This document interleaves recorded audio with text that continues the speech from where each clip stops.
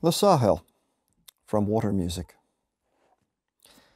The Sahel is a strip of semi-arid land girding West Africa like a waistband, stretching from the Atlantic coast in the west to Lake Chad in the east. Above it lies the Great Desert, below the rainforests of tropical Africa. Its northernmost fringes give way to steppe, baked and blanched, and then to the dunes and ergs of the Great Desert itself. To the south, the Sahel becomes savanna, lush with seas of blue-green grass from June to October, the months of the monsoon. During these months, Al-Hajj Ali ibn Fatudi moves his herds of goats and cattle, his people, tents, wives, and milk-fed horses to the north, pressing the green line to its limits. From November to June, he moves southward as the fierce Harmattan winds shriek out of the desert with claws of flying sand, leaching the moisture from the air, the shrubs, the eyes and throats of his herds and tribesmen. The sad truth is, Ali's herds overgraze the northern Sahel. His cows crop the grass before it's had a chance to germinate. His goats tear it up by the roots. Each year, Ali drifts farther south, a mile here, a mile there. In the 200 years, Banaum will be a desert. The great ergs, Iguidi and Ahek, flow with the wind, drifting, stretching out tongues, fingers, and arms, beckoning and beleaguering. It's no picnic, life on the Sahel, let's face it. Talk of scarcity and want, whims of nature, welcome to them. Talk of years when the rains won't come and the sweet, bleeding herds build monuments of bone to the sun.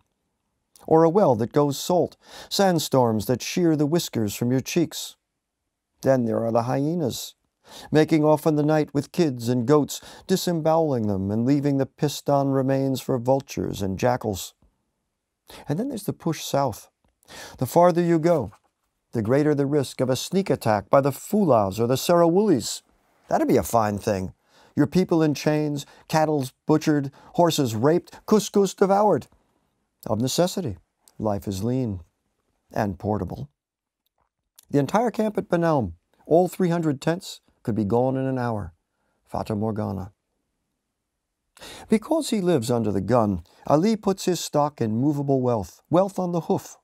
Camels, horses, goats, oxen, slaves. If you inventory his material possessions, he's practically a beggar. The Emir of Ludamar, ruler of thousands, hegemon of an area the size of Wales, man of the book and descendant of the prophet, actually owns fewer things than a Chelsea chambermaid. A goat-hair tent, a change of juba, a pot, a cook stove, 2 muskets, a leaky hookah, and a blunt-edged saber that once belonged to a Major Houghton. That's about it. Ah, but his horses, moon-white, marbled with muscle, their tails red as an open vein. He dyes them. And his women. If Ali is to be envied, it is for his women. Any one of his 4 wives could launch 1,000 ships, if they knew what ships were. Chief among them, in influence and beauty both, is Fatima of Jaffnu, daughter of the Sharif of the Al-Muta tribe, Bu Kalum. Fatima's erotic charms are predicated entirely on a single feature, her bulk.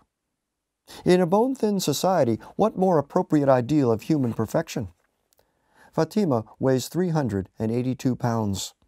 To move from one corner of the tent to another requires the assistance of 2 slaves. On the 60-mile trip to Dina in the north, she once prostrated a pair of camels and a bullock, and finally had to be transported on a litter drawn by 6 oxen.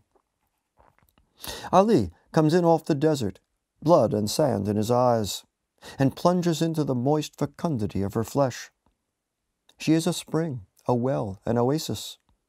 She is milk overspilling the bowl, a movable feast, green pasture and a side of beef. She is gold. She is rain.